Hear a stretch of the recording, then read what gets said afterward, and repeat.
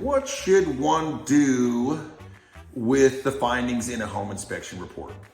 Again, it depends. And what I would want somebody to do is take the information that they got from us, then have a conversation with their real estate professional. I think every transaction is different, and I'll give you a couple small examples that I can think of that would play out differently in any given situation.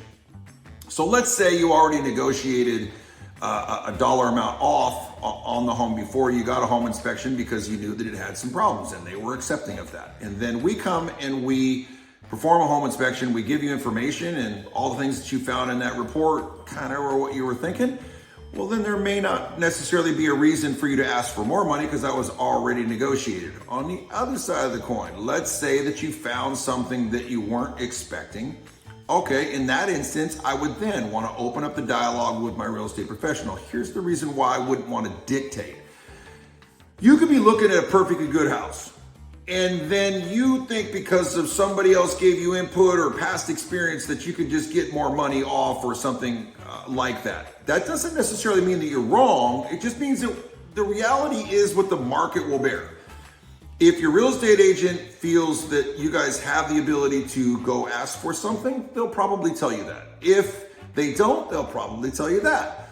In terms of what you should or shouldn't do with the report, I think it comes down to, in my opinion, most of the time, just that it's a list of kind of to-dos.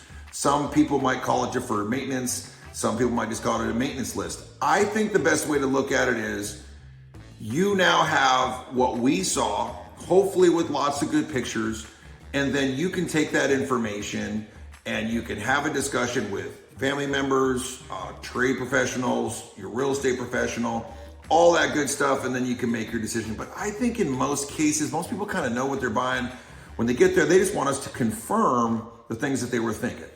If we happen to find something that's out of the ordinary, then I think that there's some dollars and cents that's associated with what we find. And I think it's important for you to have that conversation. But I don't think it's a good idea to just automatically make an assumption that we found rodents in the crawl space and some of the insulation's pulled down and the vapor barrier is kind of dirty with some debris on it or whatever. And then they go, well, they have to replace all that and do all that and take care of all that. Maybe. Maybe not. Depends on the transaction. So my recommendation, first person to go talk to, real estate professional. You can always call us as home inspectors too. We don't mind talking about what things might cost. You know, we don't have a crystal ball. We don't know exactly what anybody's going to bid out, but we kind of understand the marketplace to a degree, and we can give you kind of some ins and outs to it. And then if you feel like you need further evaluation by somebody, your real estate professional will tell you if you have a window to do that as well.